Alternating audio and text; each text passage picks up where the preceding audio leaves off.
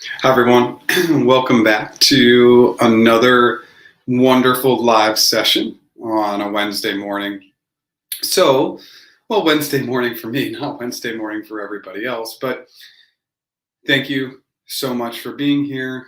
As always, love showing up for these live sessions. What we're going to do is we'll go through all the basics that we normally go through just to get warmed up and get started, and then we'll dive right into that Q&A. So if this is your first time here, my name is Jeff Sipe. Our business is practiceinterviews.com. We do interview coaching, negotiation coaching, and we have a course. And what I'm going to do is I'll prompt throughout this entire live that we'll be offering a discount on the course just until 11:59 Pacific time today. If you enter the coupon code YES, Y-E-S in all caps, you get $100 off our course. It's a 25-module interview mastery course. So, the thumbnail. We usually try and prompt on a really fun thumbnail. Today it was much more basic, much more simplistic. I found that nice Charlie Brown picture, and I just wanted to say, hey, we're just going to do some interview advice today, which is what we usually focus in on today, a lot of interview and negotiation stuff. I don't really have much else to introduce today, just a couple of other quick items. If you like what we're doing today, smash that like button. And if you've never subscribed, consider subscribing. I've been pretty forthcoming. I'm really trying to hit that 50K mark this year, if at all possible.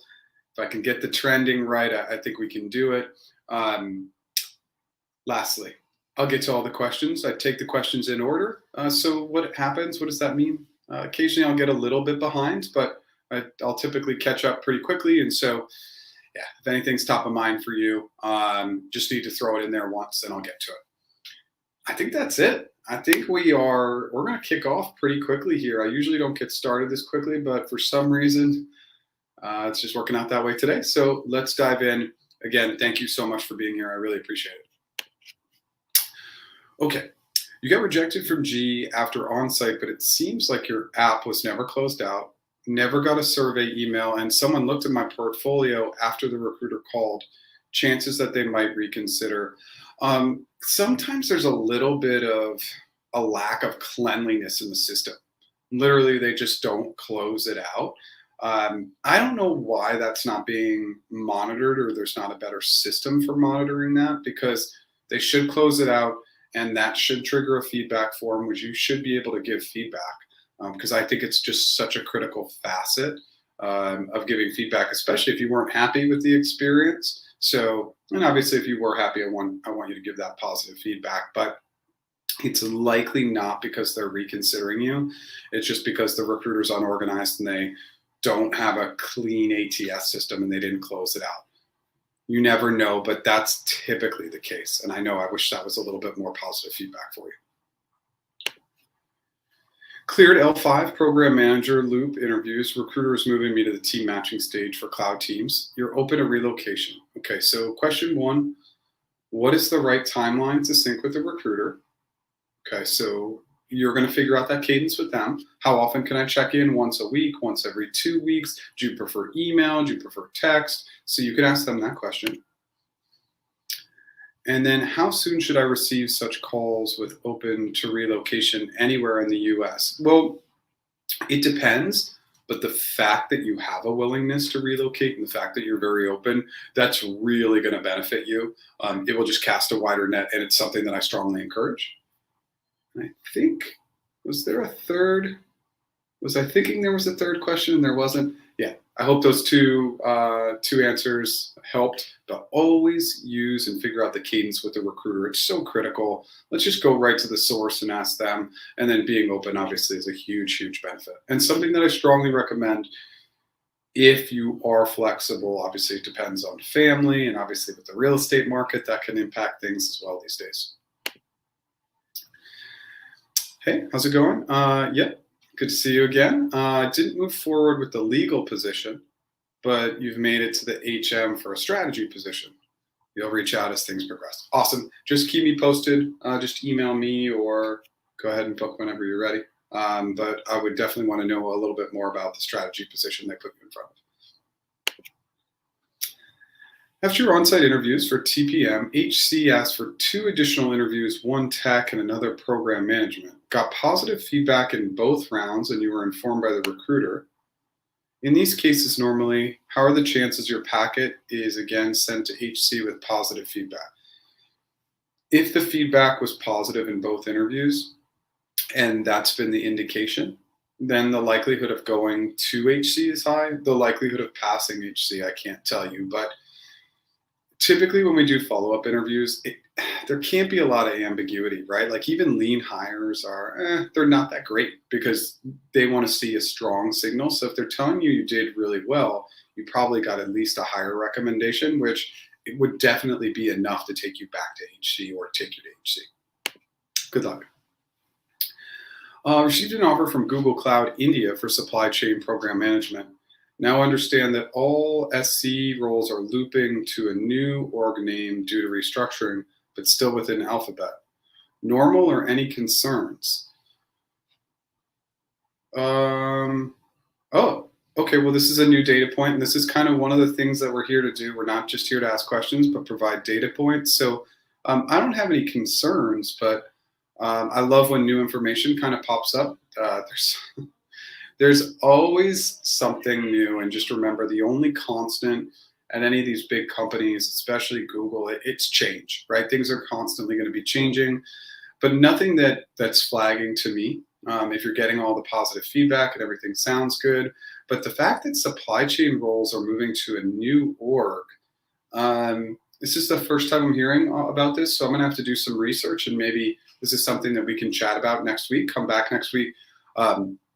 I know it's late in India, and again, this is one of the things that I keep mentioning, that I really want to reset the time to a little earlier, just to be a little bit more favorable to other markets. Good luck, keep us updated, and I'll try and do some research on that. Recently finished team match with several teams for an L3 suite. Okay, cool, and they want me to provide feedback. Should I rank them from my favorite to least, or should I rate them separately? Oh, interesting. Yeah, I mean, I think what you're trying to do with your recruiter is just identify, this is my top pick. You know, what I always recommend in this team match stage, and it's slightly counterintuitive, is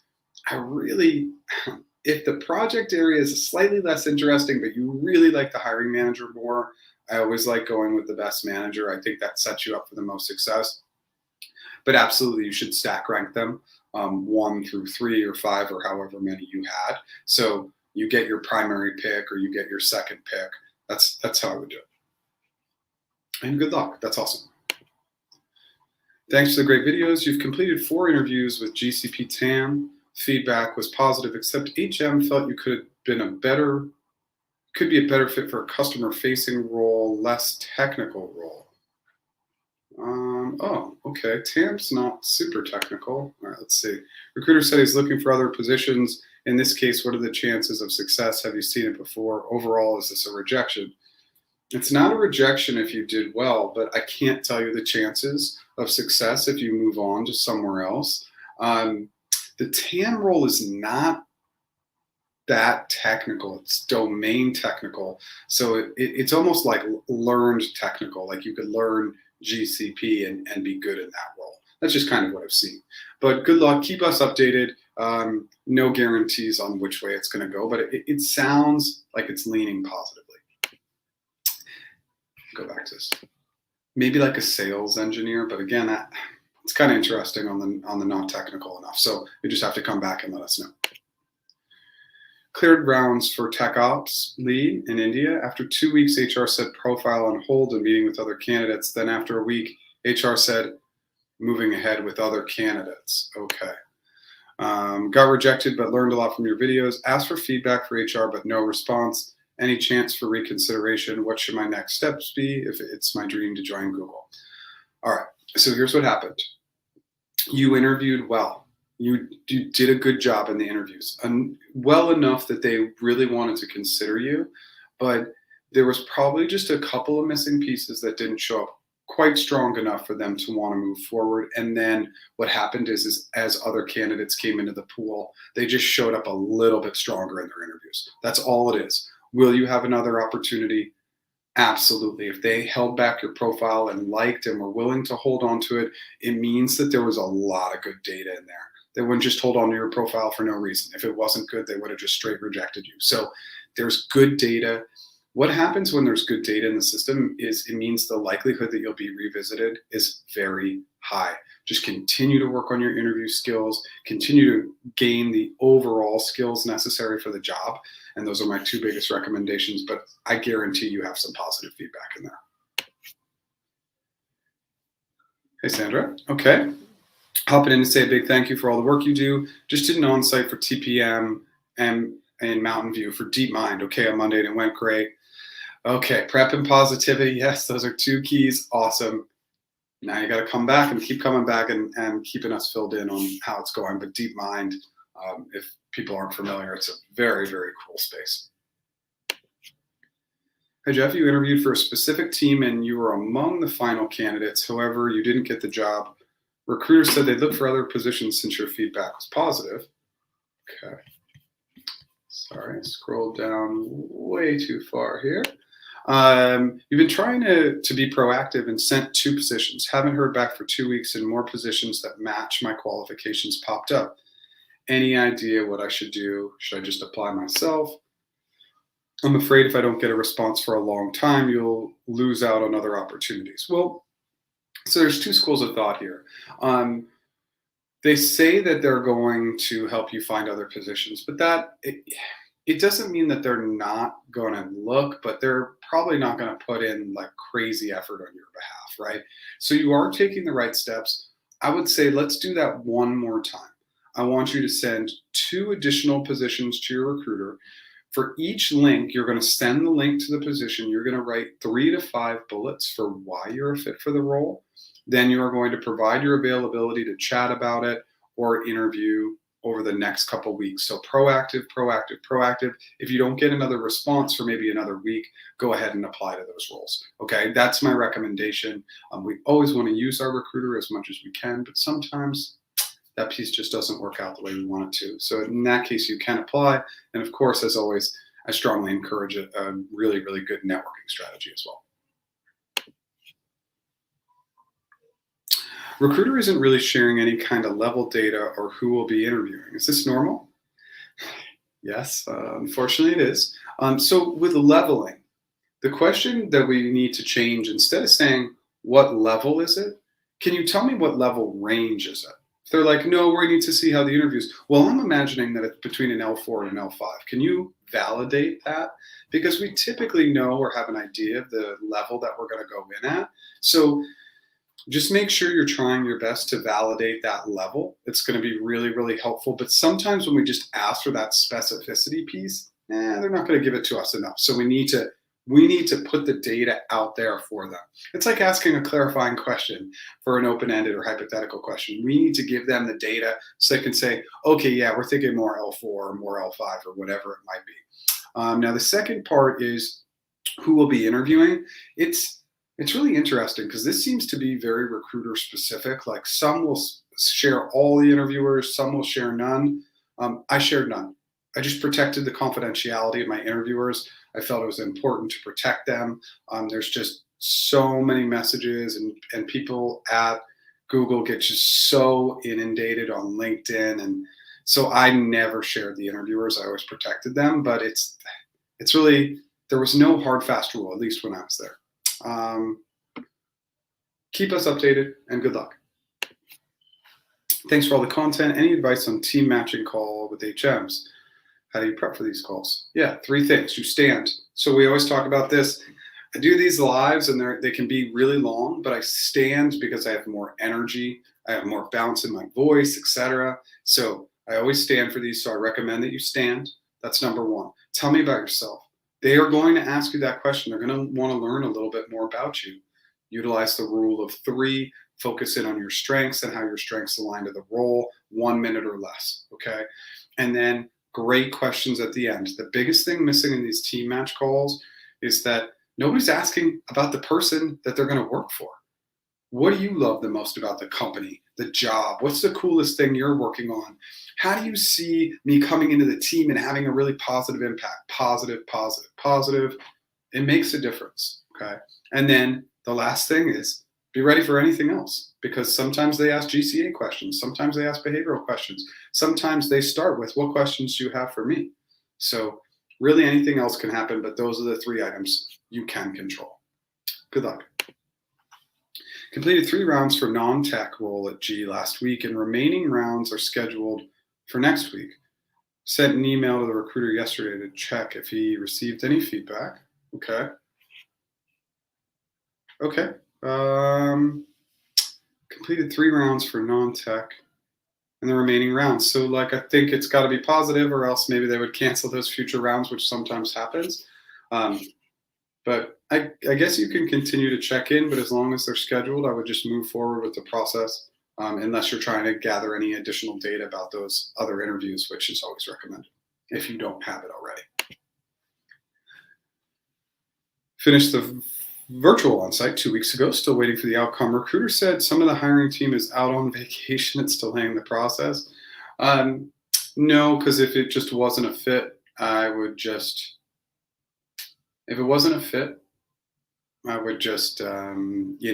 let you go. So sometimes feedback is delayed. Now, it's on these interviewers to be getting their feedback in a timely manner, and that's the recruiter's job to get after. Okay, so really, really important. Keep us posted.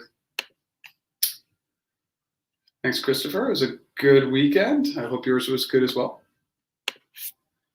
What should be a good anchor for L5 TPM Chicago? L5 TPM Chicago. Okay, this is perfect if we're going to throw these items out there, we have all the criteria, right? We have the level, we have the role, and we have the location. L5 TPM Chicago. I'm probably going to anchor in the very, very high 3s, probably actually right now, considering the trends on TPMs. I might anchor in the low 4s for year 1. So that could be anywhere from 397 up to 418, something like that. I think it's okay.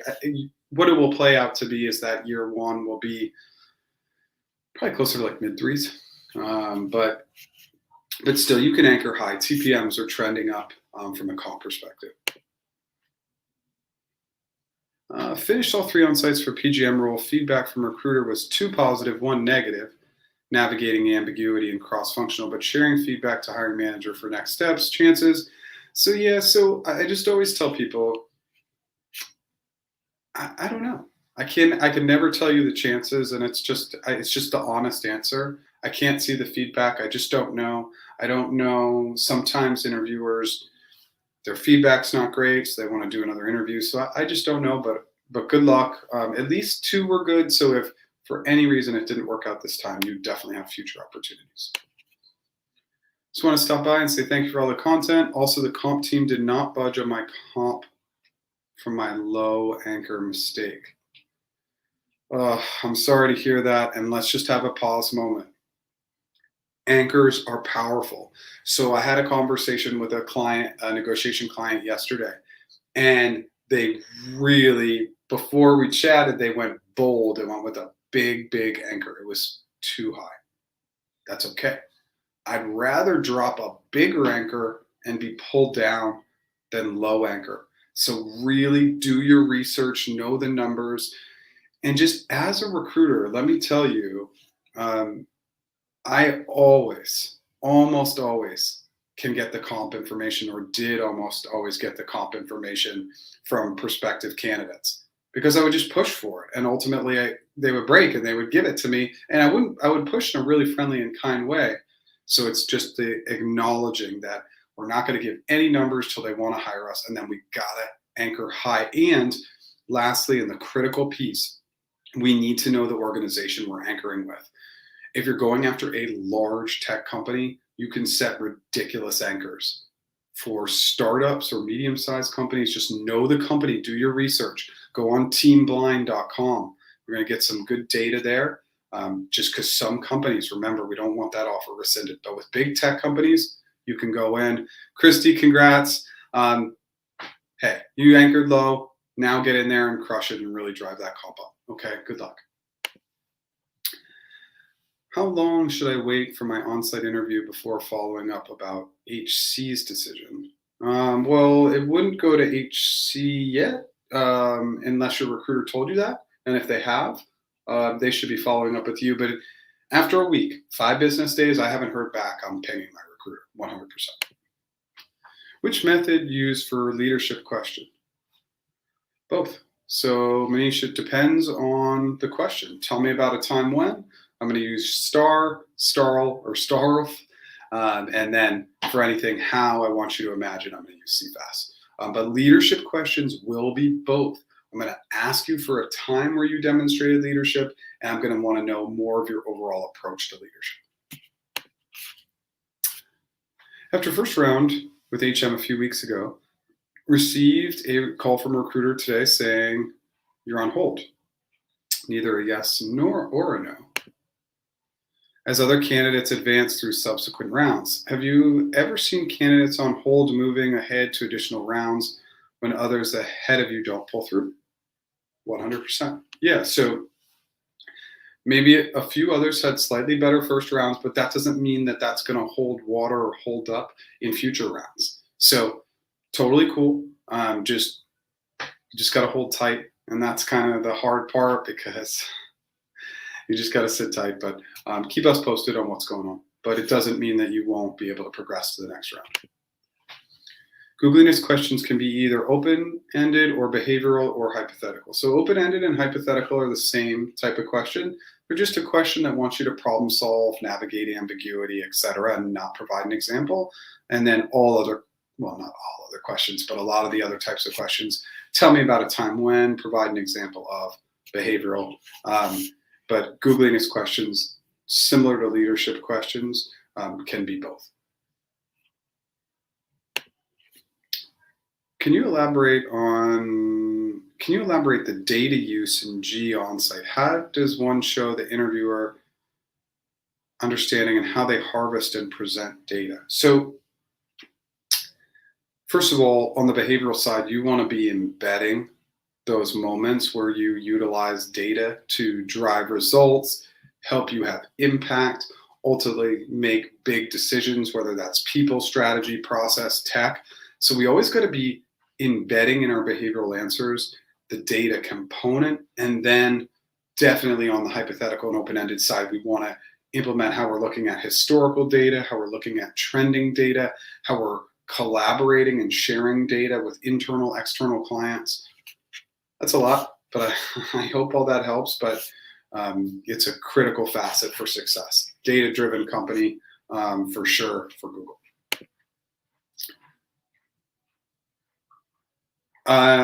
So you need to demonstrate problem solving in every single answer that you have. Yeah, whether that's behavioral or open-ended. Heard that Google is doing away with the technical round for PMs, replacing it with a crafts and execution interview. Do you have any insight on this and how to prep? So I have heard this. I have heard, and I think we've talked about this in the last couple lives. So yes, I've seen that the technical interview ended up being a little bit of a killer, so they removed it. But I do believe that that path is still available to interview for a more technical PM, and specifically product management role. So yes, I have seen this. And execution. Let's talk about this execution piece. If you are interviewing for product management, there's a strong likelihood that in your interview answers, you are spending too much time on ideation and not enough time on execution. And I have the data to back that. Every single one of my product management clients does that. So we need to move past ideation as product people into execution. And it's just a good generic tip. We've got to get to that execution phase on the behavioral side, on the open-ended side. We need to solve and show how we're going to. It's not just execution, but it's the testing component of execution too.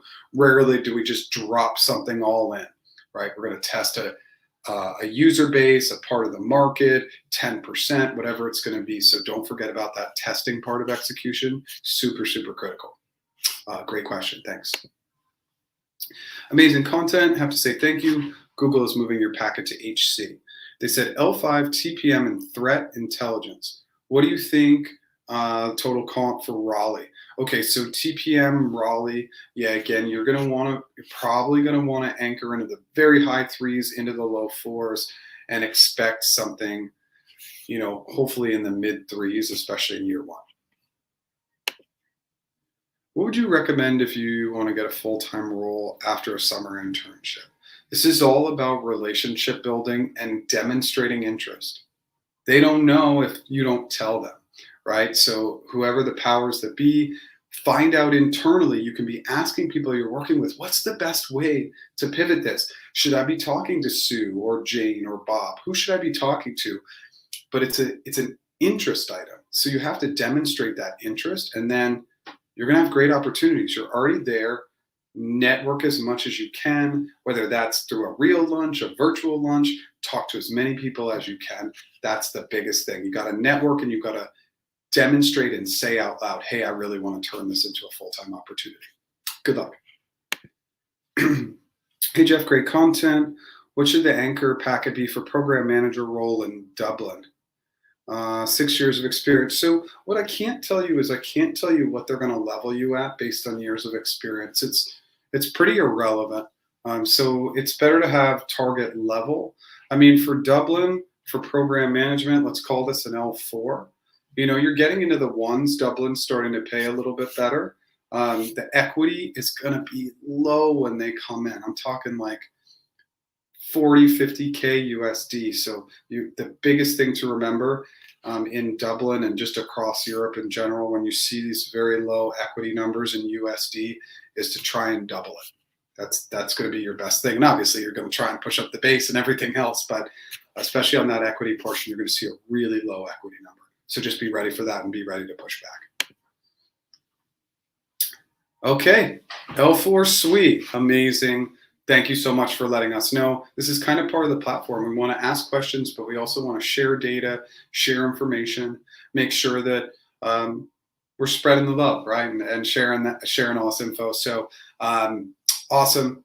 Really, really love that you came back and let us know. And this is just one of the items that I love about doing this. People come back and let us know they got the job. And why is that so important? It tells us it's possible, because sometimes it can feel so scary or overwhelming, but you can do it. And Jim, congratulations, amazing.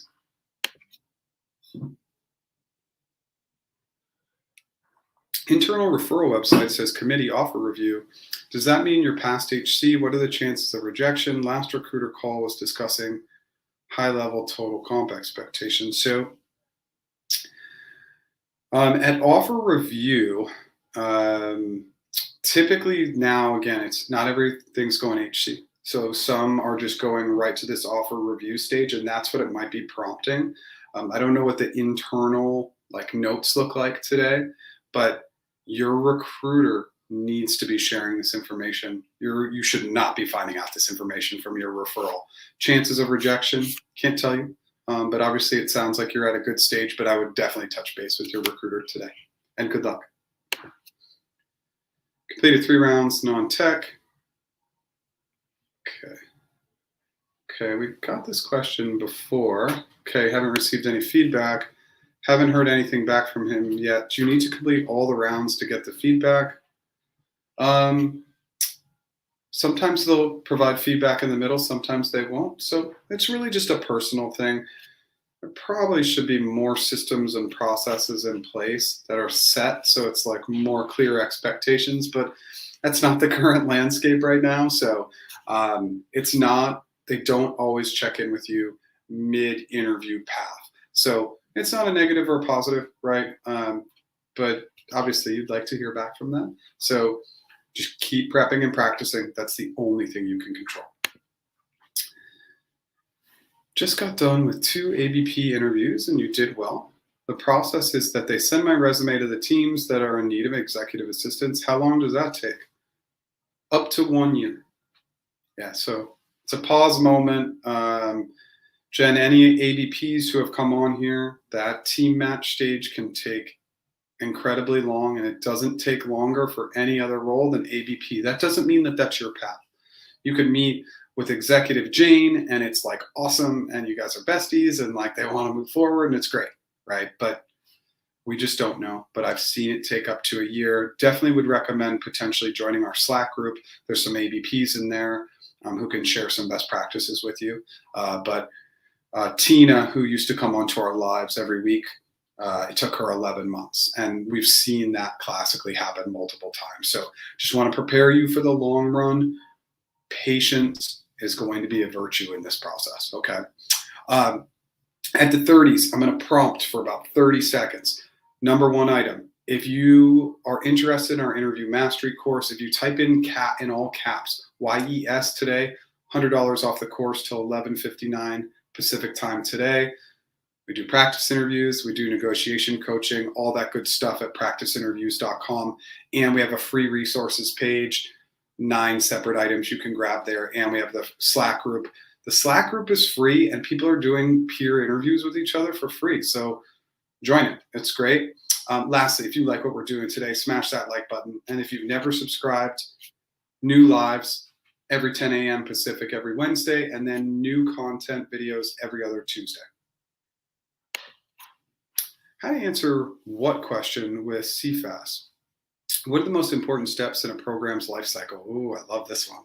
I believe this question can be categorized as open-ended, but not sure how to do it. Okay, so let's do it. So typically, this is a great, what questions can be a little tricky because most what questions I would categorize as hypothetical or open-ended, but occasionally they come through as behavioral questions. What did you do in X scenario? It's like, oh, okay, that's an example-based question. But what are the most important steps in a program's life cycle? I would want to understand, is this a new program or an existing program? Like, have we ever done this before? Yes or no? I absolutely want to know where I'm coming in to the program. What's most important in the beginning is going to be different from what's most important in the middle or the end. I'd want to understand maybe the life cycle of the program. Is this an ongoing program or is this maybe a shorter program, like 3 or 6 months? I'd want to understand if the stakeholders for this program are internal, external, or both. So just tons of great questions that we can come in and really establish right away. And then, of course, we'll come in with our framework, thinking about goals and objectives and timeline and resources and all these items. And then we'll make those specific assumptions that are role specific and dive into the solution. I think I just got a little excited by that question. It's one of my favorites, but from a program management perspective and just in general, as you're coming into these questions and you're getting these hypothetical questions, the assumption is that we're starting in the beginning, but a lot of times it's not stated. So where am I coming into this program, initiative, project? Am I coming in the beginning, middle, or end? It is a fantastic question because all of a sudden it might prompt your interviewer to say, you're coming in the end. So for the program's life cycle, we might be thinking about how we execute, how we monitor, how we iterate. So it could be a completely different answer with that fantastic question. Just something to think about. I know I got a little excited there. I know we're a little bit behind. This is pretty much always the case. We're always running about 20 minutes behind. So I'll continue to pick up the pace a little bit, but that question got me excited. I failed to get the Google job, but recruiter said feedback was good and I could use the 5 interviews I already did for another one. What is the success rate of short loops? If you already have good feedback, it's higher, right? You could have all the interviews done, and then you just need to do a role-related or role-specific interview, or maybe a cross-functional interview. So it's higher because you've already had a good success rate. What is the likelihood of Google revoking an offer after visa is being issued, relocation, asking during the current market conditions? I haven't seen it happen yet, so there's not a real track record of that. Obviously, there could be extreme outliers, but I just don't see it happening. Yeah, it's highly, highly, highly unlikely. Again, there always could be an outlier case, but I wouldn't be too concerned. They like you, they've made the offer. It sounds like you've accepted the offer, so congrats. It sounds like you're in a good place. I wouldn't worry about it. Your on-site GCA was not that good, but other interviews were pretty good, where there'll still be a chance of moving forward. always a chance, and there's always a chance if all the other feedback and data is good, they might just give you an opportunity to retake the GCA interview. So it's going to be about the collective feedback and what it looks like if you get another shot. Good luck. How should we take time before answering GCA behavioral questions? Should we ask our interviewer for it? Sorry, my light goes out in this office. Should we ask our interviewer for it? Yeah. So I just have a very, very key phrase that I like to use here. So essentially what we say to our interviewer is, I'm going to take a minute to gather my thoughts. I'm going to take a minute to collect my thoughts. I'm going to take a minute to ideate, or whatever it might be. Especially on the behavioral side. This is a critical point of failure. Yeah, we take time on the open-ended side to really figure out, okay, how are we going to clarify? What framework are we going to use? And then build some good assumptions that we can start to think about our solution. That should take about a minute. But on the behavioral side, people tend to have an idea in mind. They tend to have an answer that they just want to throw out there. But what's the pivot point of the question? Where do we need to move from the situation into the first action? That's why taking your time on the behavioral side can be incredibly impactful. You're able to negotiate a little on the stock options at the startup and you've accepted the offer. Hopefully in the next couple of years, we'll try for Google and the likes once again for good managerial experience. You are so welcome.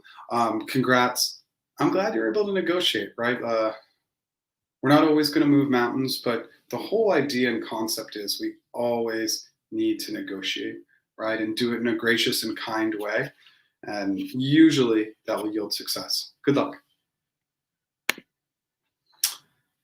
You heard that the HM will do the first interview for a PM. How does this work for team matches later on? So if the hiring manager is involved in the process, which sometimes there's a specific job opening for their team. If they're involved in the process in the beginning, you're interviewing for their team. There is no team match. I received an offer from G and in my excitement, accepted the initial low offer. I'm not going to renegotiate at this point. What strategies might you implement to increase my salary in the future? Now you just got to crush it. Okay, that's all you can do. The only thing you can control is getting high performance ratings and going in there and crushing it. Remember, Google's initial offer, if there's no negotiation, typically, not all the time, but typically that first offer is what the recruiter can go into the system, plug in all the data, and they're going to get the numbers. That is the bottom of the barrel number. And at each level, we're talking, L4, we're talking 30K. L5, we're talking 40K. L6, we're talking 50K.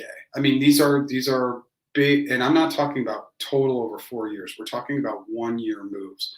Usually from the low to the higher, it can be big, big moves. And those are very conservative numbers. I've definitely been able to move offers for 5s and 6s, 50, 60, 70, 100K. So just know that those initial offers, they can do better, okay? And always remember that equity play is going to be our best play. I'm in Google team matching for UX researcher in Germany since November. Okay, had your first HM call, but it wasn't a match. How long are interview results valid? You got to really build a relationship with your recruiter to help you find a team. The interview results are valid for a year, so it's starting to. We're not there yet, obviously, but you just got to push back on your recruiter, see what's going on, see what's happening, and then obviously if you can identify any positions online, not 5 or 10, 1, maybe 2, and say, hey, I'm interested in these roles. Could you put me in front of these hiring managers? That tactic doesn't usually work, but where we're at today, we got to get into a little bit of desperation mode. Because of your videos, I got selected at Google Cloud. Amazing. Amazing. I can't say enough about how much this is the effort and time that people put into the interviewing process. I have a few tips out there that might help, but the reality is that it's all the time and energy and effort that you put in behind the scenes that nobody sees that lands you these jobs. Congrats. It's amazing. I love GCP, obviously. Recently interviewed with a TPM position. It's open in Mountain View or Austin. How should I negotiate the offer? If I choose Mountain View, then later relocate to Austin, Will I get a higher total comp? Kinda, yeah. So what they would do is they wouldn't do anything to your equity, but they would just reduce your base by, I think when you move to Austin, it's about 15 to 20% less on the base. But that move from Mountain View to Austin, it's not like you just get the job in Mountain View, you join, and 3 months later you're in Austin. You're in Mountain View for 2 years, right? So just something to remember. But you should pick first. It's just going to make the negotiations easier. For trying to juggle 2 locations, it's just going to be a lot harder. Waiting on HC approval for L6 PgM specific role. You're under the impression SVP approval is no longer necessary. So they removed something called executive review, which meant SVPs needed to ultimately give sign-off. Rarely was it an issue. I had like 2 or 3 cases in my 5 years where it became an issue. And I think there were 3 cases, and I was able to overturn 2, and 1 I was not able to overturn. So only 1 at the SVP review really got kicked out, and I wasn't able to change the path of that. So that doesn't exist. But now when they skip HC, they have more of like a higher level review, not the SVP level, but some executive review that's happening. But that actual formal HC to executive review, that's the piece that's been removed. Thank you for your services. You are welcome. Absolutely. Hey, Jeff, is it normal for a recruiter to tell me I'm matched for an L5 TPM role before it goes to HC? He said, my interview feedback was amazing, but how would he know level? Because he's submitting you to hiring committee as an L5 and assuming that that will be validated in hiring committee. But it sounds like you probably had a hiring manager in the process and it was for a specific role. I'm just guessing, but that's what it sounds like. How long does it take to generate an offer after going to the comp team? Usually the offers take 24 to 48 hours. I mean, it's really simplistic, but you're not trying to get an offer. When it goes back to the comp team, you're trying to get and verbally negotiate multiple times to drive up the offer so that when you finally verbally committed to those final numbers, then an offer letter gets generated. Before that, we don't really care about seeing it. Great content. Just finished your interview with the hiring manager and he was ready to welcome me to the team. What does the process look like from here and timeframes? Just finished your interview with the hiring manager. Well, I don't know if you have other interviews, whether it was just good with him or you finished all the interviews or this was the team match stage. I don't have any of those data points. And that timeline, depending on any of those stages, is such an unknown. All I can say is touch base with your recruiter and make sure that they're giving you a timeline as much as they can. And good luck. If I have a competing offer, should I show them the offer? It works on trust.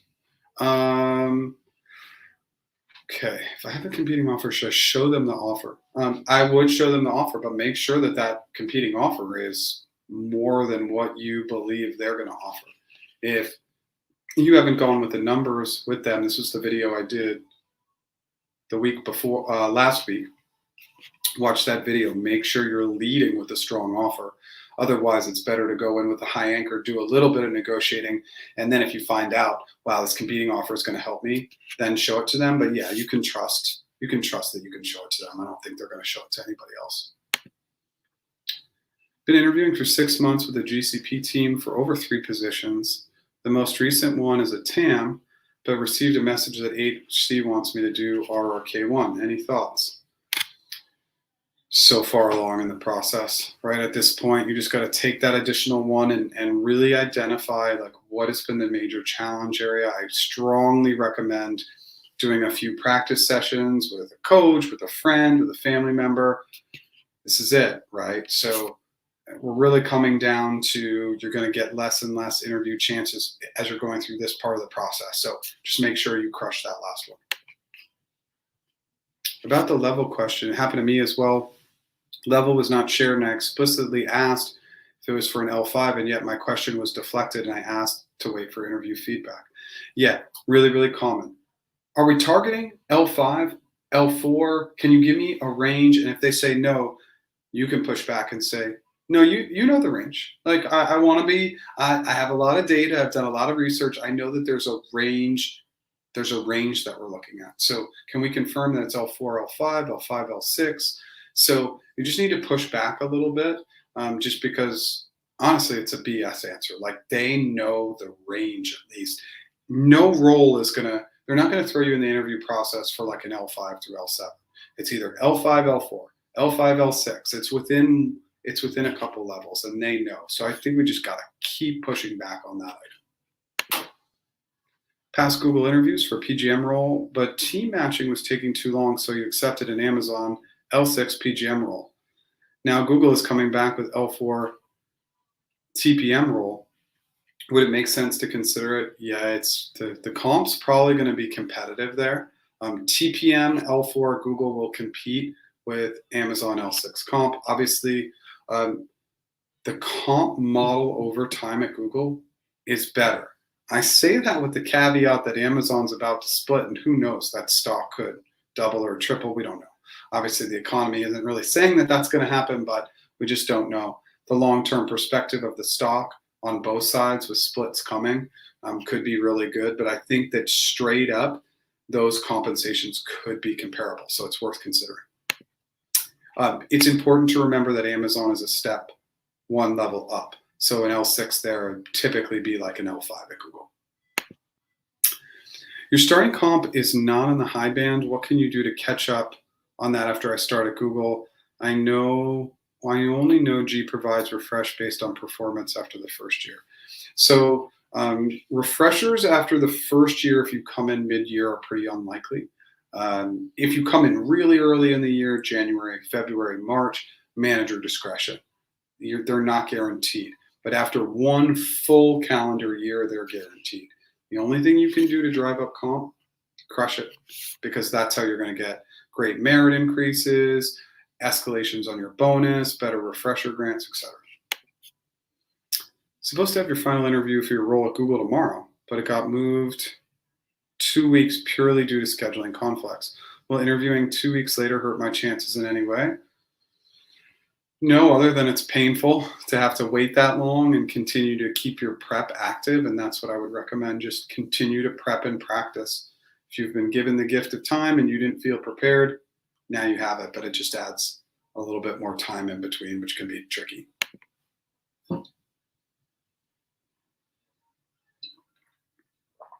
Well, Lydia, unfortunately, we are 30 minutes behind, and so L7 leadership role for a software TPM, I just don't know the location. So I can't really tell you what to anchor when I don't know the location. But you know, if you're in the Bay or New York, a premium market, I would absolutely for L7 software TPM be anchoring probably into the mid to high sixes. Thanks for all your videos. On sites on Friday, deep diving in your videos. Awesome. Thank you so much. Good luck. Packet was all green, but put on hold. Had team match and it went well. Now recruiter says they've sent for VP approval. When in such cases does this happen? So this is just kind of this last offer stage that we were last talking about. So you're just at that offer stage. So just keep us posted on what happens. And remember, our recruiters should be telling us exactly what's happening. If there is ambiguity in what's happening, ask them. Just say, hey, I'm outside the organization, so I don't really know what this means. Can you tell me what it means? Because for some reason, they feel like providing data in this ambiguity state is okay. It's frustrating to everybody. So, but good luck. 10 years of experience. Recruiter is aiming for L5 SWE, but it was implied I could end up in L4. If I accept L4, how hard is it to get to L5? Not that hard. L4 to L5 isn't a big leap. Still staying in the same bonus range. It really just depends on performance and that you're setting the plan. Set the plan. I want to be in it with your hiring manager, get warmed up, get in, and then let them know after a few months, after the first quarter, I want to be an L5 next year. Can we set the plan and path to make that happen and do the check-ins to make sure that I'm hitting the mark everywhere I need to hit? You got to set the plan. Letting them know, socializing and setting the plan are the best ways to get promoted. Your content is great and insightful. You have a G&L round scheduled tomorrow. Recruiter says that if you have positive feedback from all the previous rounds and there are no red flags, that you should specifically in this round, anything you should do. Yeah, remember, let's go both sides of the coin real quick. Negative, unethical, conflict, somebody's being left out, negative culture. Be ready for the negative stuff and bring in a positive lean. Be ready for the positive stuff. Mentorship. Somebody's being left out, you bring them in. Lots of inclusivity, like opposing views, creating great results, different perspectives, creating great results, a little bit of a behavioral lean. So have good examples prepared, but be ready for open-ended questions as well. Does recruiter require to tell you if they submit your application to HC? They only submit ones that has good feedback, only good feedback to HC, but they should absolutely be communicating one way or the other with you. Your recruiter changed last week, something you should be worried about? No, internal recruiters are moving around all the time. New recruiters are coming in. Maybe it's just a bandwidth issue. They're building out the team. Recruiting is a sales role. And so what does that mean? I know, quote unquote, it's not a sales role, but it kind of falls in that category. People categorize it as HR, but the reason why I categorize it as sales is because high turnover. So people are constantly leaving, moving positions, changing careers. So nothing to be worried about. How to answer. One of a sponsor is not happy with a proof of concept and recommended to use an external vendor for solution development. How would you deal? Assume he's in a senior leadership position. Okay. Assume anything as needed and you're in the initial stages. Okay, so not happy with the proof of concept. This is a really fun question. So one of the items we want to discover always is we're trying to understand goals, historical data, timeline, budget, the risks, the resources. We're trying to understand all these data points. So we really need to understand what they're not happy with, and can we go back and make some tweaks? Were those initial requirements, were those initial items unclear? Have there been team changes? All these things we want to try and uncover, but I've seen sort of like customers unhappy with X, they're always considering Y, and you need to dive in and also figure out what's your relationship in this. They're unhappy with the proof of concept. Were you a part of that proof of concept, or were you removed and you're trying to come in and fix it? That's also important. You want to establish how long the relationship has been. You guys know I'll go down the path on this, and I know we're a little behind, so I want to play catch up. But great question. So many things to consider, but then get into the execution and solutioning of how you're going to get a quick additional proof of concept out there, and maybe not use an external vendor if you can bring in all those internal resources, or if that's the better path. We don't know if that is, and that's something you'll uncover in your answer. I hope that helps. G&L round last week, and the recruiter informed me there's no specific feedback and really liked me, but not moving forward as they want me to stay motivated in the new role. Moving forward. I don't understand this question. Had the G&L last week, the recruiter informed you there's no specific feedback. Okay, so all I can say is it looks like they're not moving forward. And so it sounds like maybe they like you, but they want you to continue to work on your current skill set and come back and talk to them in the future. That's my best guess, but it's obviously a little unclear. Your videos have been instrumental for your interviews. Thank you. What should I expect for non-tech L6 in DC? What if we receive a lower offer? How to negotiate? So non-tech L6 DC cost of labor is not great. What do I mean by that? This is my guess, and always has been my guess with the DC market, but I think the cost of labor is lower because of all the government jobs, which bring down the overall cost of labor. So for non-tech, I mean, I would be anchoring definitely in the high 3s into the low 4s, but DC isn't the best market. If you receive a low number, you have to anchor high and make sure you continue to negotiate. Obviously, I have a ton of videos on that you can check out, but setting a high anchor, being gracious and kind, and really sticking to your expectations is critical.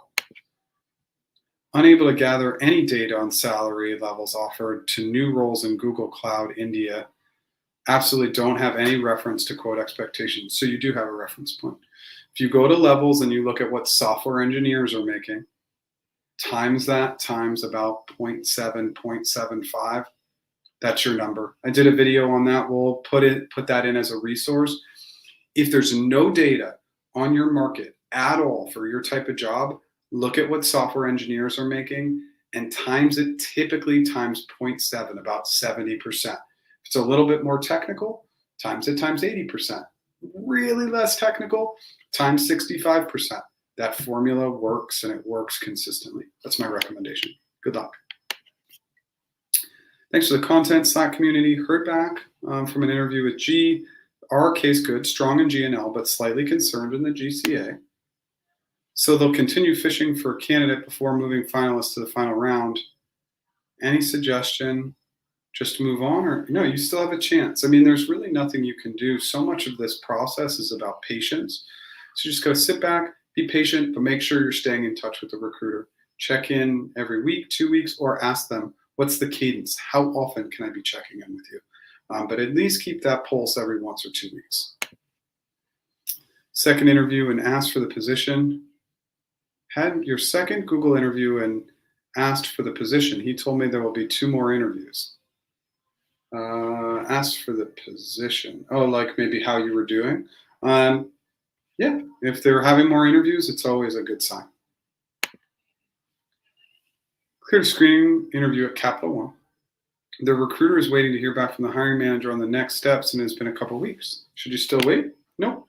Check in. Whenever we don't hear back, we check in with graciousness and kindness. Still excited. Wanted to check in, see where we're at. It's simple as that. It's been 8 business days after your GCA, G&L. Still no feedback. Pinged her 3 days back, but still no response. Yep. Let's go like late morning tomorrow.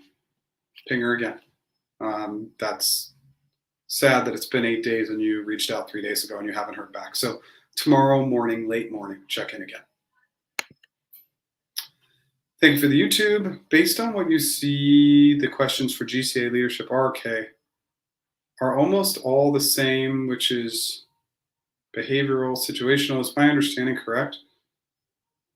I'm just trying to parse out what's being asked here. No, I mean, they're not all the same. I'm very confused by this question. Some are behavioral, some are going to be hypothetical, and it should be for a program manager. It should be a mix, program management, domain. If it's TPM, technical judgment, cross-functional, but a mix. Always just imagine 50-50. 50%, tell me about a time when, and the other 50% are completely open-ended. Does Google determine anchors based on your physical location or by the nearest Google office? What would be a good anchor for an L4 TPM or PgM in NYC? Big difference between a TPM and a PgM. Okay, it's about a 10% difference. So if I was an L4 TPM, I'd definitely be anchoring in New York, probably into the high 3s. And for a PgM, I would maybe anchor into the low 3s. But there's going to be a big payment differential. And yes, they 100% determine it by location. It's based on cost of labor in your market. So what does that mean? Like, what do I mean by cost of labor? What are like roles paying in your market? So it's not a cost of living calculator, which is the biggest confusing thing. Go to London. London is one of the most expensive cities in the world, but their cost of labor for tech is low. It's a banking city. So you go to London and you're making, half or less than what you'd make in the Bay Area, even though the cost of living is the same. I hope that helps. Can a frozen L5 Facebook offer be used to leverage for other offers to drive up compensation? I don't really know what you mean by frozen. I mean, you want to be on the up and up, right? If it's frozen, if it's not an existing offer, that's not truthful. Like, what you decide to do with that is really up to you. But yeah, I haven't seen this question before. Now, if you want to state, hey, this is the offer I currently have from Facebook Meta. It's on hold right now, but I wanted to share this data with you. I think that would be the right way to go about it. Hey, Holly, if you guys have not gone, go onto YouTube, go to Holly Lee. You'll find her. She'll be the #1 hit. Amazon. Great, great coaching on Amazon. And obviously, like me, even though I'm kind of Google specific, it's more about the general feedback, just knowledge that we get from all you who come in and ask these great questions and all the coaching we get to do. Check out Holly Lee's channel. Totally awesome. Thanks for showing up, Holly. And I'm going to keep your name up there because we're right at that 1 hour mark. I'm a half hour behind. So what you're going to see me do, I usually start to pick up the pace at an hour because I'm always behind, and I appreciate you hanging out with me. If you hop on to practiceinterviews.com and you want to buy our course, it's $100 off today. If you type in YES, that's yes in caps, $100 off until 11:59 Pacific time today. At practiceinterviews.com, we offer interview coaching, negotiation coaching. We have 9 free resources on our free resources page, and you can sign up for our Slack group. It's free. People are answering each other's questions. They're practicing with each other, etc. If you like what we're doing today, lastly, smash that like button. If you've never subscribed, consider subscribing. All right, Holly, moving on. Got an offer for program manager role L5. 3 months of hard work paid off. Your videos and the interview question doc was a huge help. Okay, cool. Amazing, Ken. Free resources page on practice interviews. We got 2 question banks on there. I don't think that the question banks are the most important, but they're helpful. Ken, wish you the best of luck. Thank you so much for letting us know. What base equity should you expect for an L6 program manager role? Okay, guys, I think if you've been here before, you know my light goes off. I have to do a little dance. It's very, very, it's fun. Okay, so base and equity, L6 program manager role. Okay, so now we're going based in Dublin. Okay, yes, okay, cool. L6 program manager, Dublin. I really want you to go on levels.fyi and do the research. It definitely should be pushing into the higher ones, mid to high ones, and I really want you to check that equity number. Again, equity comes in really low in Dublin to start. Seeing good trending data in Dublin starting to pay a little bit more reasonable for the market. I think cost of labor is starting to trend up. Levels.fyi for program managers. Look at what software engineers are making in times at times like 0.75 for the Dublin market, and that will give you a very good idea of total comp. To all the people watching this, there are no right questions. It's about how you answer. That's correct. So we get really fixated on what are the questions? What are the questions? Give me the questions. Create the foundation. Great examples and understanding on the CFAS side, how you clarify framework, assumption, solution. That's your foundation. And then, and only then, can we step back and really look at questions. And I'm just going to go through this with Barbara. Yes, YE, and then yes, again. If you use that code, you'll get $100 off the course just today. What's the salary range for negotiation for product manager EHS in India? So let's address this. I don't know the level, so that's instantly going to make it a lot harder for me. What I can tell you is product is hot. Look at levels.fyi, what software engineers are making in your market at your level, times like 0.9, 0.95. Product's going to be really, really close, okay? You have a ton of good data there. Now remember also, in the India market, there's not as much negotiating. So make sure you're negotiating and negotiating strong. And then salary. This is not a salary. Like, we cannot get fixated in big tech on salary. It's total comp. That's all we care about. We're just trying to make as much money in total comp as we can per year. 2 rounds, RRK and GCA. Sent a follow-up email but haven't heard anything back. It's been 1 week. Is that long? No, it's not long, but you can check in again. I would say check in again, maybe tomorrow, late morning, because that gives them a day and a half to respond to you before the weekend. And good luck. Is there an expectation regarding age? Is there an expectation regarding age for the PM role? Age, no, but maybe years of experience. If we're talking about PM product management, typically product managers are usually coming in with at least 3 to 5 years of experience typically, but usually more. Completed your on-site loop and recruiter scheduled a call tomorrow afternoon saying they'll have an update for me. Interviews went well, so I'm hoping for the best. There's always a chance that somebody else did better. In which case, what's the best approach to take? Work with your recruiter, create a cadence. Can I be checking in with you every month, every 3 months, every 6 months? Should I be sharing roles that are a fit? If you've made it to this stage, you've likely done well and they'll likely want to try and help you, but just be really proactive. And good luck.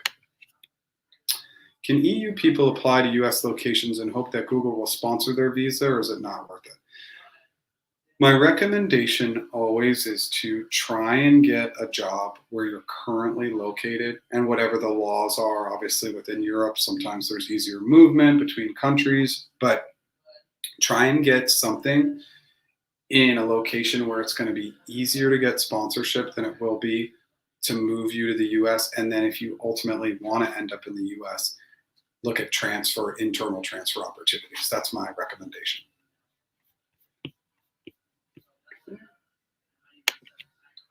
Hey, Jeff, thanks for all the great info. You have your first round coming this Monday for a SPM role.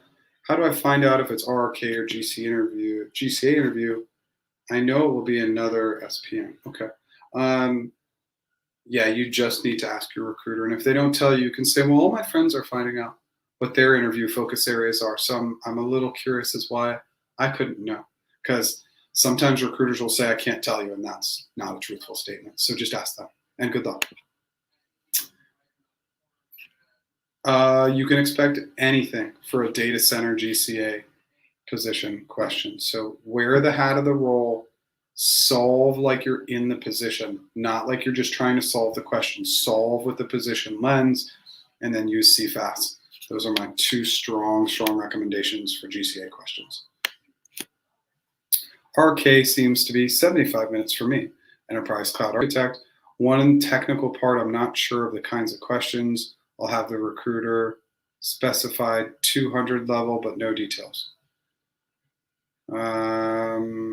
200 level, I'm not sure what that means. But some of these RK interviews can go to an hour. Sometimes they'll do like more of a technical component. So it can vary, but I think you need to find out maybe a couple more details from your recruiter, but I'm not sure what the specified 200 level means. Yeah, Mona, I'm not sure how to get into the Google Online Challenge. I actually can't tell you the path because I don't know. Is it okay to ask the recruiter to move the phone screen interview dates a bit later to have enough time to prep? Absolutely. What's the trigger here? To our recruiter, let's have our recruiter be Jane. Everybody knows I only have 3 people who exist in my world, Sue, Jane, and Bob.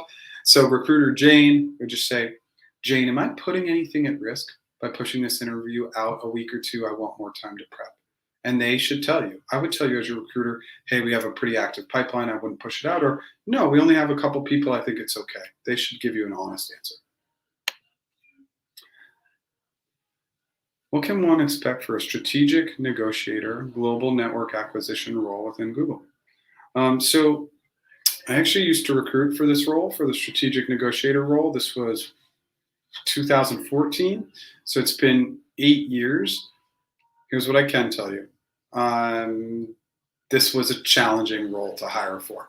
So you got to have all the foundational items that they're looking for, right? Like strong influencing skills, strong communication skills, strong collaboration skills, and then strong domain skills. And I would definitely focus in on project and program management as well. Good luck.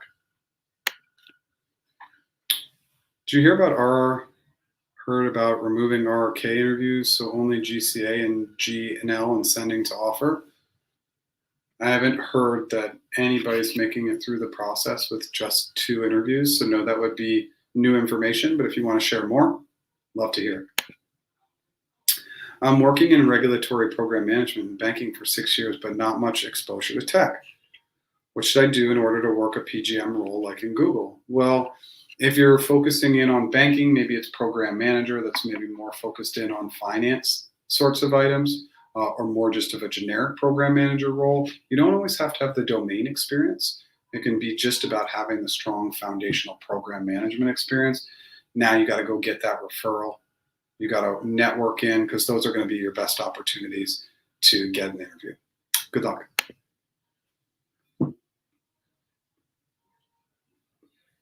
Has candidate preferred to delay reschedule when best prepared? Yeah, but again, just check with your recruiter first. Thanks for that, Christopher. I want to stop by and say you accepted the offer. Content was a tremendous help. Thank you so much. I mean, so much gratitude for people coming back, and especially maybe sitting through these lives as I get very, very far behind, but amazing work. So happy for you. And again, thanks for showing up and good luck. Just accepted an L5 recruiter position role at Google. Thank you for the prep support via YouTube. As someone who loves interviewing, found them challenging, grateful for the help. You'll be in commerce, payments, MBU work, and experience there. I would just say, like, hey, for everybody here, what they expect from you, Jessica, create a magical candidate experience. And what I see internally from Google recruiters and where they really struggle is organization. You are going to get inundated in your inbox and all these other items. Just to make sure, the best piece of advice, the best thing I did in my entire time at Google as a recruiter was I had a block on Friday. I called it my no update block. And I never stopped working until every single active candidate that I had in the process heard from me before the weekend. If I was going to be done with work at 2 p.m. on a Friday, I moved that meeting from 1 to 2 on my calendar. Some Fridays, a number of Fridays, I was still working on that at 8 or 9 p.m. That was just what the day required, but I would never, ever, ever, ever stop my Fridays without every single candidate who is active in the process hear from me. Totally change your life. Do that one thing. There's a lot of other things you're going to need to do, but the no update and creating that magical candidate experience, that will work in your favor. Good luck. During your GCA interview, one of my clarifying questions is, have we done this before? Is this a new or old scenario? The feedback I got, however, was I should be able to find a way in ambiguity without guidance or past examples, but I felt sourcing past data is an important step. Any suggestion on how to restructure the question or approach to deal with this in a similar GCA?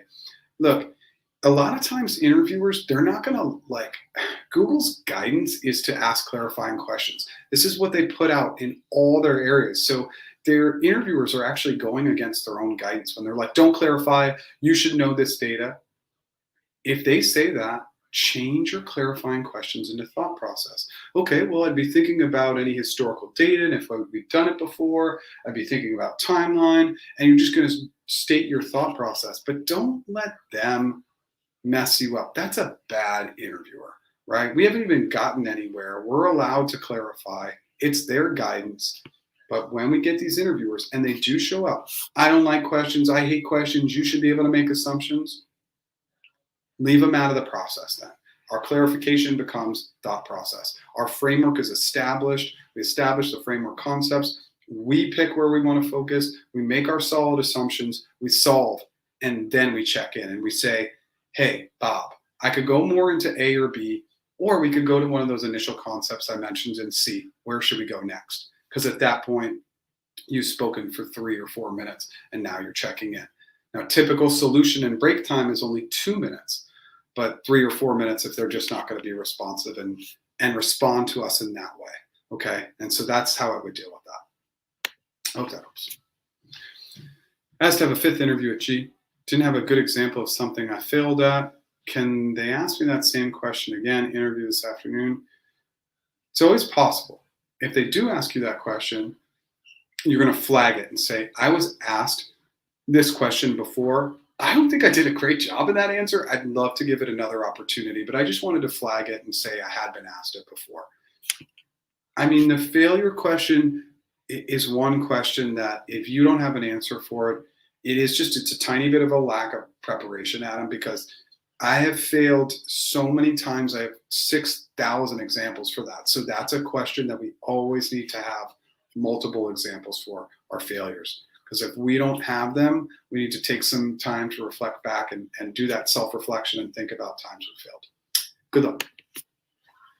Team and hiring manager call was great. In fact, your recruiter responded directly after the call, the big congratulations email, and 8 questions, basic stuff and salary request. I was rejected. Well, Rodney, I'm totally confused. The recruiter responded directly after the call. Big congratulations, email, 8 questions, basic stuff, salary, and then I was rejected. I don't understand that last piece. They wouldn't ask you for that information unless that was a follow-up email where they said, hey, you've been rejected. Tell us more. Just had a phone interview with a PM and wanted to send a big thank you letter, but no email provided. Should you send the thank you note to the recruiter? Yes. Can you please forward this on to Sue? Thank you letters. Less is more, 3 to 4 sentences, and do not have any grammatical errors, or the thank you note will hurt you, not help you. Okay. So reread it and have somebody else read it. But yes, you can send it through the recruiter. Absolutely. No team match calls for 10 weeks, and there are no hits from hiring managers yet. How long will they wait? It really varies. Some recruiters will close you out after 4 weeks. So it sounds like maybe there's enough positive data, positive feedback that they're not closing you out yet. But there's usually no set timeline. So you're just going to have to stay in touch with the recruiter and do your best. And I'm sorry to hear it's taken so long. Okay. Again, we've been covering this question, and so I know that this was in the Slack group, and I know we talked about this in last week's live. So I need to encourage you to use levels.fyi and use the software engineer as your benchmark times 0.75 times 0.8, maybe probably 0.75 is good. Software engineer L4. That's going to be your number. So you should be anchoring higher than that. But that's going to be your data point. I just don't have a good enough benchmark on L4, TSE, and water. Okay. If you follow those steps will work. Trust me. Any advice on what to expect for a product strategy? Second phone screen with hiring manager? Yeah. Strategy is going to be, it's really hard to break these apart, but strategy and analysis are basically going to be the same. So like, what's a common question? They're going to ask you like, create a go-to-market strategy for Waymo. That would be a strategy-based question. How would you monetize WhatsApp? That's a strategy question. Those types of questions, tryexponent.com.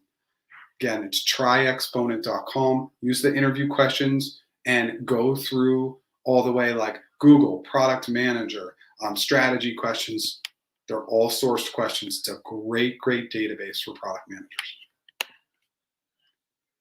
Does Google hire senior staff engineers from outside the company? How is the process going to differ? Shouldn't differ too much. It just depends on like, we say senior staff engineer, like, are you talking about people management? Because then you'd get in a little bit more on like a leadership interview. Now behavioral, absolutely at this level, you're doing like large scale system design and coding, of course. I'm not sure what that means. L4, L5 comp ranges for product strategy in tier cities. Are they generally in the same band for strategy, ops, biz ops? Okay, so when we throw a catch-all out like this, unfortunately, I won't answer a question like this. It's just there's too many cities, there's too many different factors. Those are 3 different cities that all pay differently, different levels, etc. But biz ops and strategy and ops and all that stuff should pay similar. Boston and LA pay a lot more than Chicago, much more expensive markets, okay? Boston and LA are pretty comparable. Got to advance to the next round of Google Onsites, and Recruiter and HM both made sure to tell me that there was one other candidate moving on in the process with me.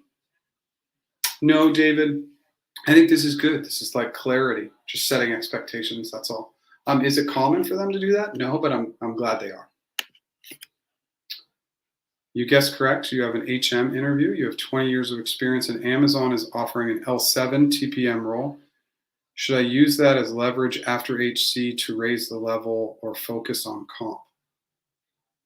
I did have an HM interview. Okay. You have 20 years of experience, and Amazon is offering L7 TPM role. Should you use that as leverage after HC to raise the level? Focus in on comp, but don't lead with that. If you get like, I don't know what we're talking about here exactly because you might have come in before and I just can't remember, but like if you get an L6 TPM role at Google, it's going to pay more than L7 TPM role at Amazon. Do not lead with that offer, okay? Come in, find out some basics first, and then share if it's going to help you. Strong recommendation. Does Google hire network admins? I'm in Chicago. I'm wondering what is the interview process and how you go about it. Yeah, they hire network admins for sure. You just got to look at the jobs board and see what's happening. And of course, they're going to look for strong domain experience, and then they're going to test some of them other soft skills as well. But you would really have to gauge the market. Careers.google.com. Recently completed your on-site loop for G in a PgM role in London, and recruiter has scheduled a call for tomorrow afternoon saying he has an update for me, assuming it's positive.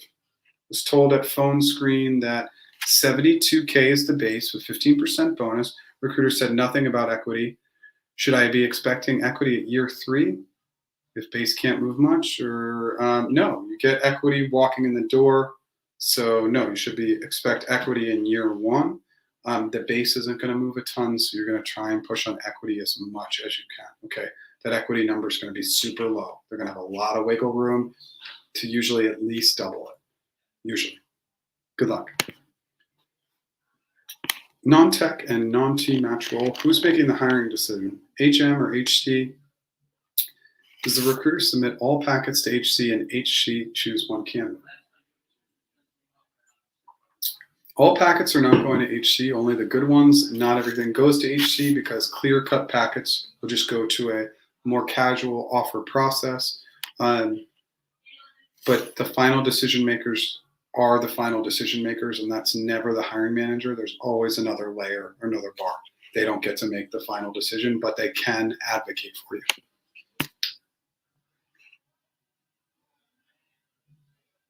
you. Ego is not a super positive word, even though I think everybody knows here. I talk a lot about ego, especially in regards to level. But it's not a red flag. It's just like we're always thinking like soft edges in these interviews. Sometimes ego can be, we just use a different word. We say they were confident in their approach, something like that. So we soften it a little bit. It can carry a little better in the interviews. It's not a red flag though. I would love to see a collaboration video with you and Holly Lee. Okay, you're both so positive. I think it would be a 10 out of 10.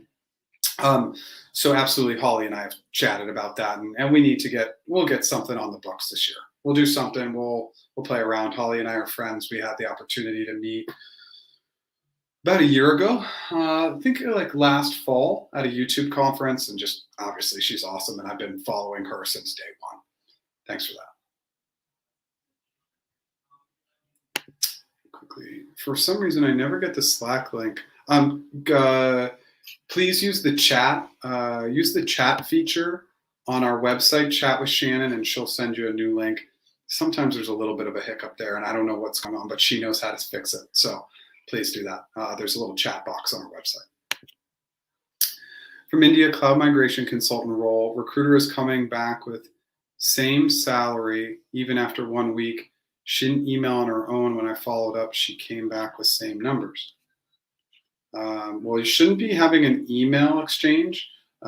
This should be, you need to hop on the phone, hop on a video call, and we shouldn't be negotiating via email.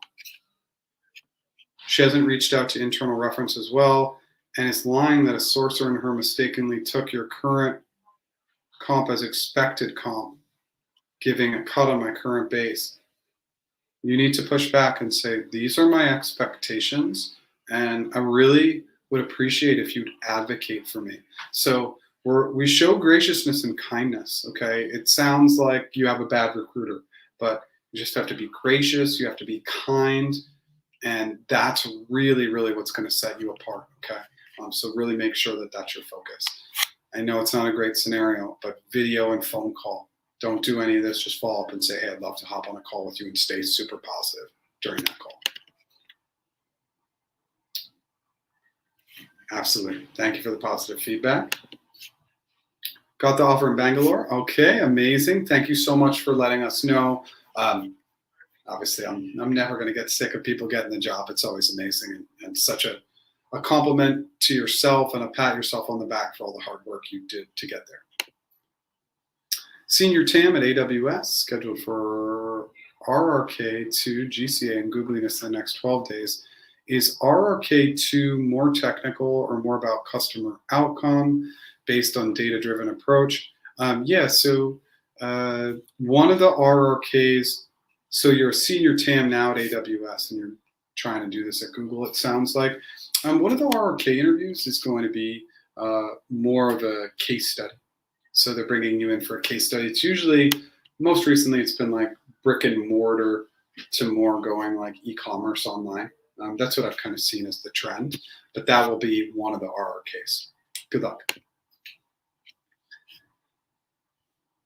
3 to 4 years of experience, interviewer recommended for up level, but still giving me L3. Your comp is suffering and they are not even able to match your current base. Recruiter said that comp is not per my expectations and respects my decision. All this just on value prop statement and not an offer. Is she bluffing? Well, your recruiter can't rescind your offer. You just want to, again, get on the phone, talk about the numbers. But oftentimes, the base salary will not match. It's very, very common. Total comp, not base. They don't look at base. They look at it as a component of total comp. So they're always fixated on the total number, and that's an important data point. So you want to be focused on the total number as well. Okay, so go ahead and go in levels.fyi. Go into what software engineers are making in Warsaw. I know that there's good data on that because I did the video I did a few weeks ago where we take levels.fyi, we look at what software engineers are making, and we times it times 0.7 is a great data point. Customer engineer times 0.75 times 0.8, okay? But there's definitely on levels.fyi data on software engineers, and that is the exact location I used in my video. I used Warsaw as my overseas location, and then Pittsburgh as my US location. Completed the first 2 interviews, sent a follow-up email to both the recruiter and hiring manager. However, there's no response. It's been 4 weeks. Follow up again today with the recruiter. Leave the hiring manager out of it for now. If you don't hear back from the recruiter or hiring manager, put them on the same thread. 4 weeks is absolutely 100% unacceptable. You need to hear something. Follow up today and let us know, please. What does it mean to be HC approved before team match? Do things proceed to offer stage from that? So if you're HC approved before, good enough feedback to go to HC without a statement of support. They felt it was strong enough. So now you're just in the team match stage. And then once you find a team, it will move to that offer stage. For a specific role, there are 2 qualified candidates. Do you wait for your first choice candidate to accept or reject the offer? If not, have you ever reached out to a candidate you rejected?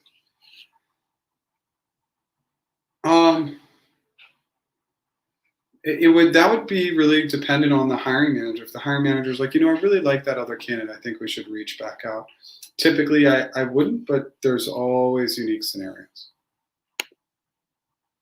Completed your on-site Google Loops, met with the HM. He really enjoyed it. Recruiter sent over where we are in the process decision. What time frames should you expect from here? I would ask your recruiter that question. It can be still slow, but things should be progressing in the next few weeks. Told the recruiter you weren't ready and suggested we touch base in 2 months. The recruiter didn't respond to you. Follow up again. And maybe this time you need to follow up and say, you know what, I'm ready now.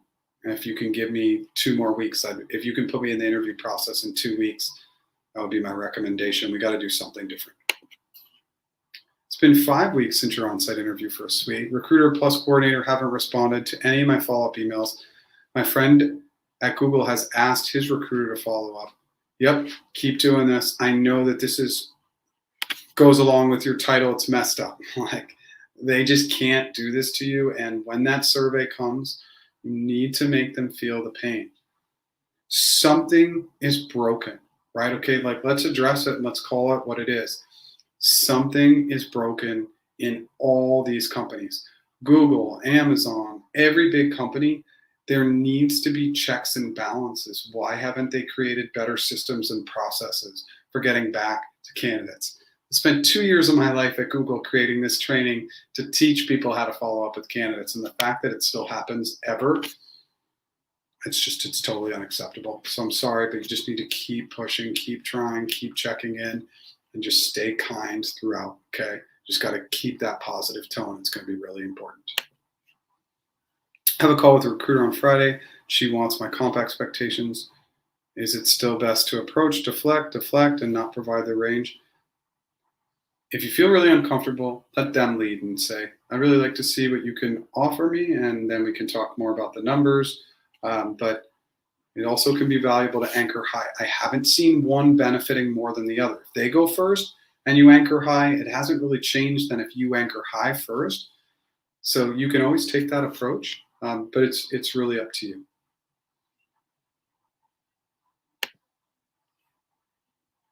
Do you think going to Google is worthy when they are providing 20% base cut and only 30% increase from current total comp standpoint, given that I am 2 years in the current role in inflation and reload, et cetera?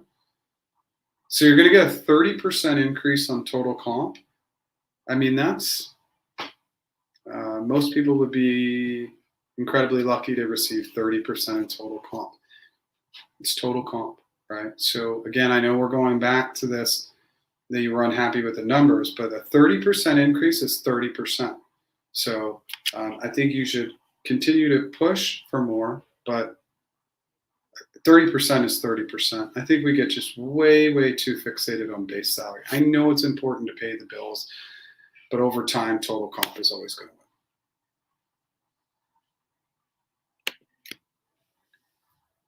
Is it true that June is hiring time for new grads, and what is the best day of the month to schedule my interview? I wouldn't necessarily say that June is the time. I don't really know.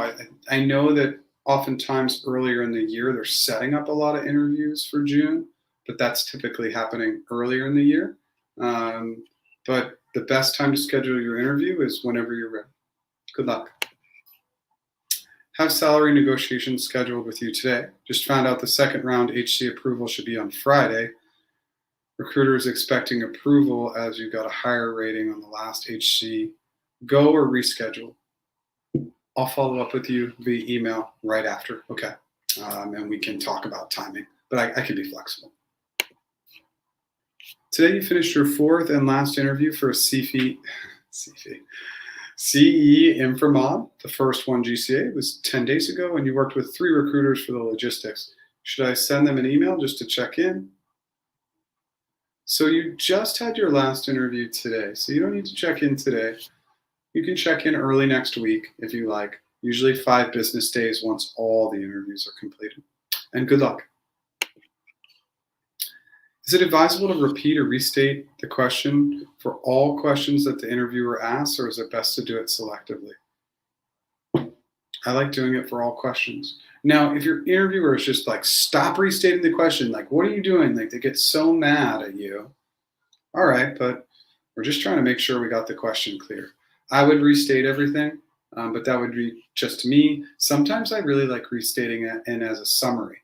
So I wouldn't say, you're asking me to tell you about a time. It's like, you want me to uncover the analytical component for this. Is that correct? So like, you're just shortening it. So when you restate it, you're just hitting those high level items that you think you need to tackle.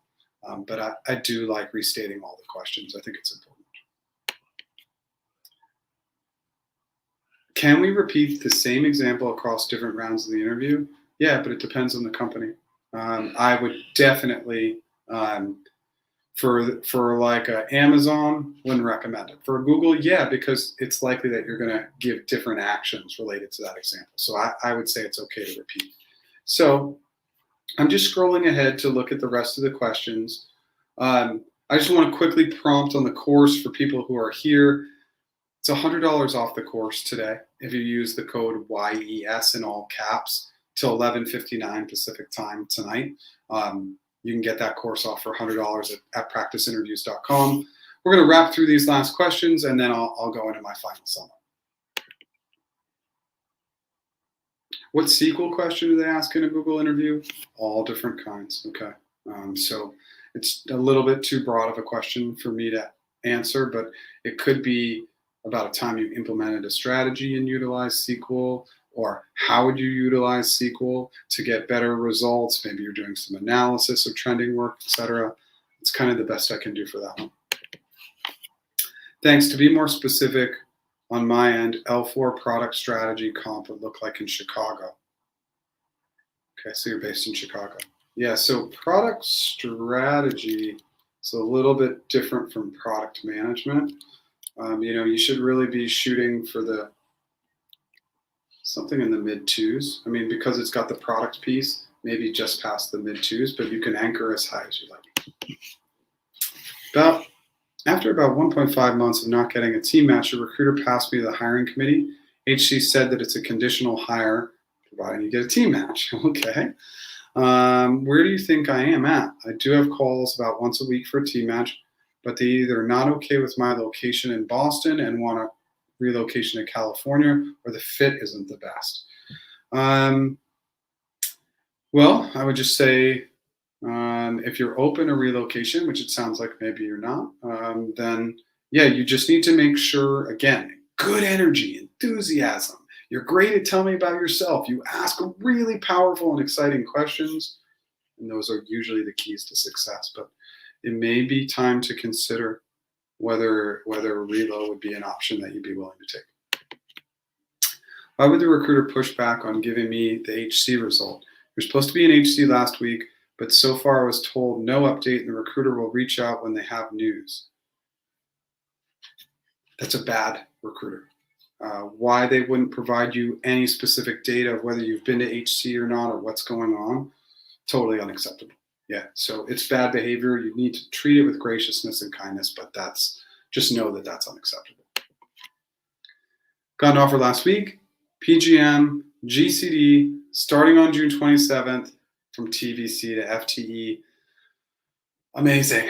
It's been a long journey to get here, and so thank you so much for letting us know. Thanks for showing up for however many lives you were on. I know it was a lot. So excited. I had that journey too, TVC to FTE. It can be scary knowing what the interviews entail. When you're inside, people think it's easier. It's not. So congrats, and thanks so much for letting us know. As for HM, interview was referring to product strategy plus operations role rather than product management. Yep. Okay. Would you still recommend Exponent? Yeah, look at some of that product strategy questions. They're interesting.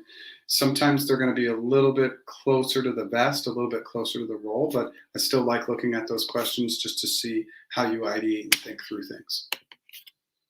Regarding voluntary self-identifying questions on applications, do companies use this upfront to deny search for a certain candidate if they're looking for a certain demographic? I've never seen that happen. Yeah, and I think that there would be some legality issues there. So I haven't seen it happen. I can't say for sure, obviously.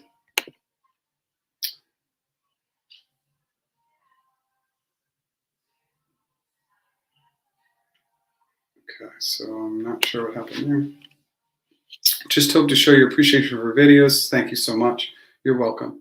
Thank you. Okay, so I don't know what that previous comment was, but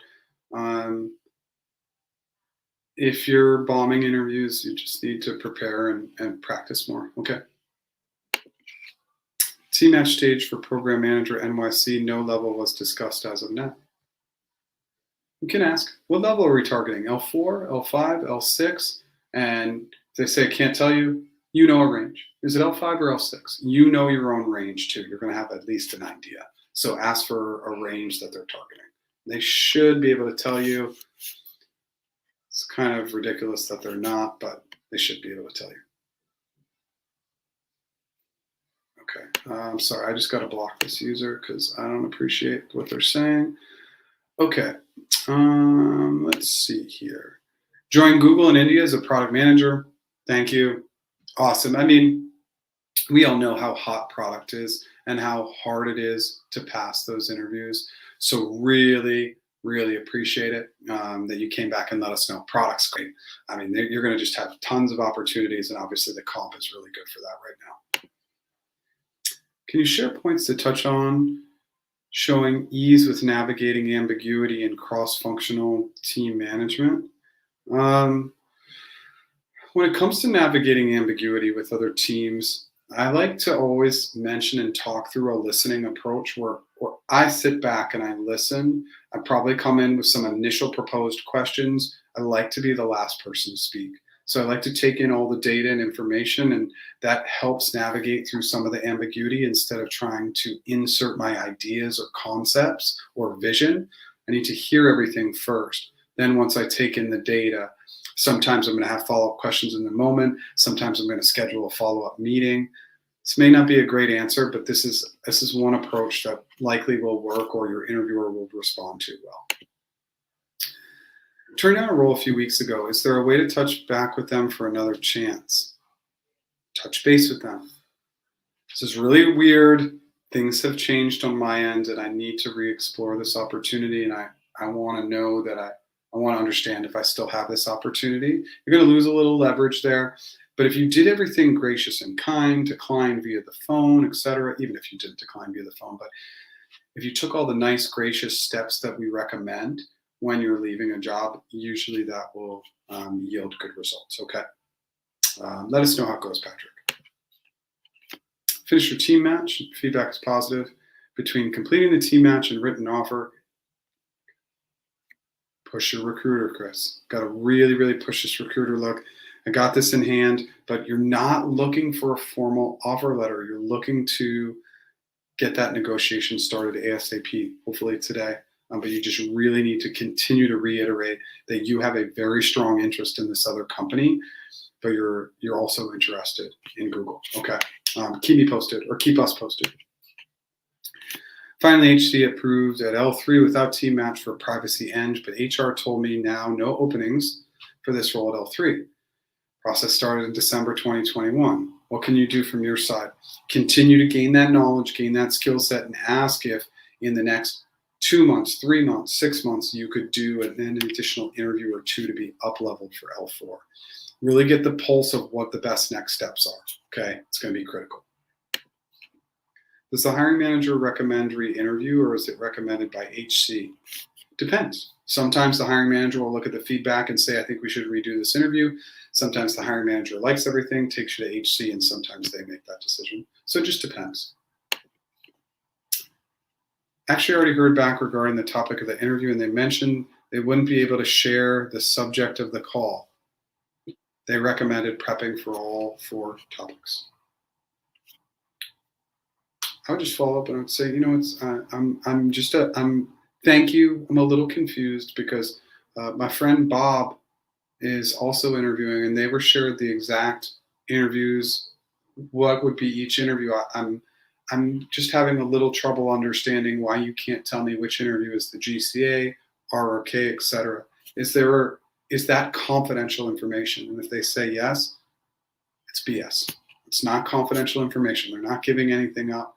I don't know. Sometimes this is just sorry, my light went off. Right, we're just going to deal with it. Sometimes this is just pure laziness on their end. Okay, so I'm sorry that's happening. So let me see if I can get my light on. Okay, there we go. So you're just going to have to try and push back a little bit. Join Google as a product manager. Thank you so much. Awesome. Awesome. I love seeing the product people come through. Those are really, really tough interviews. So clearly you put in the work and deserve to be there. Congrats. Thanks so much for the gold level content. Makes a difference. Boost your confidence. Awesome. Amazing. Thank you so much for being here. Any chance of interviewee forms mixed up by way of the process, like one person's feedback entered in another person's feedback form? Asking his interview was fantastic, but didn't get the right feedback. I'm redoing it. Does it impact level? Well, everything has potential impact on level. Chances of it being wrong in the system, I literally never experienced that ever. Is it possible? Anything's possible, but I never saw that happen. Interview for PM role over a week ago, no result yet. However, you saw the exact JD was posted again this week. So it means I'm out of the game since they're looking for more candidates. Not necessarily, okay? So not necessarily. So you just gotta get the pulse, check in with your recruiter, but just because it's reposted doesn't necessarily mean that means anything for you. Maybe they decided they needed 2 more people for the position. So we just don't know. Follow up with your recruiter though.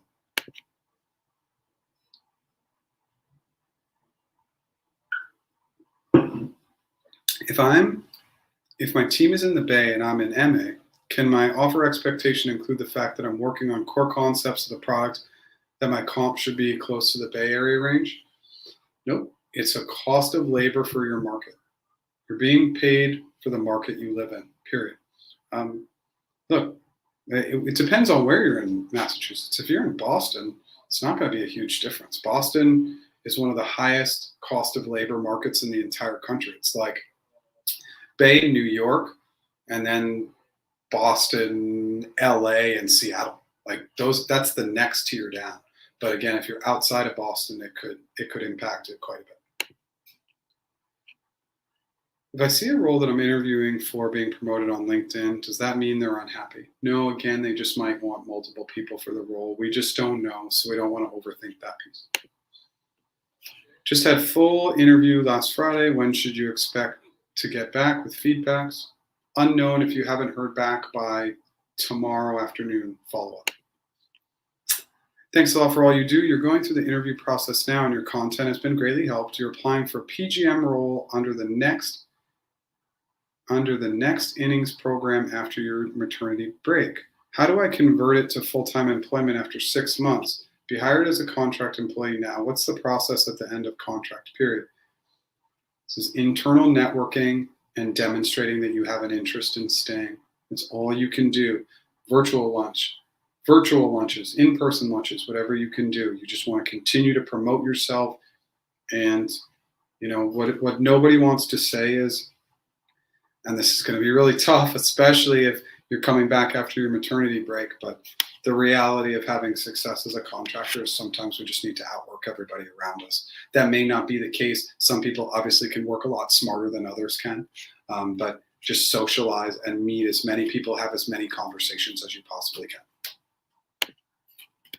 Hello, Jeff. Do you have any idea on presentation round for CE Infomod L4 and what would be expected to present? Yeah, you're going to need to present on a past experience that you had. Usually it's 7 slides. You can do more if you like, but 7 is recommended. And I'll just say practice as many times as you can. But you're gonna present on something that you actually did in the past. Okay, an hour and 47 minutes in. Great audience today. Thank you so much for being here. I'm going to wrap up. If any final last minute questions come in, I'll answer them. Practiceinterviews.com. You can get negotiation coaching, practice interviews, of course. You can join up for our free Slack group. You can get 9 different free resources there. And today, till 11:59 p.m., $100 off the course. If you type in YES in all caps, it's $100 off. Thank you so much for being here. I'm going to wrap up any questions. If you haven't hit that like button, smash that like button. And if you've never subscribed, lives every 10 a.m. Pacific every Wednesday and new content every other Tuesday. All right, I'm going to answer these last questions and hop off. Thank you. What do things look like from the interview side? Are they given a specific rubrics list of questions? They are given a list, and then they do make a hiring recommendation. That's correct. Google ever flex on vacation for new hires L6 with many years of experience? No, they do not. It's a large company that won't flex. So 20 days of PTO, it's a good starting point with typically about 12 to 13 holiday days. 10 a.m. Pacific next Wednesday.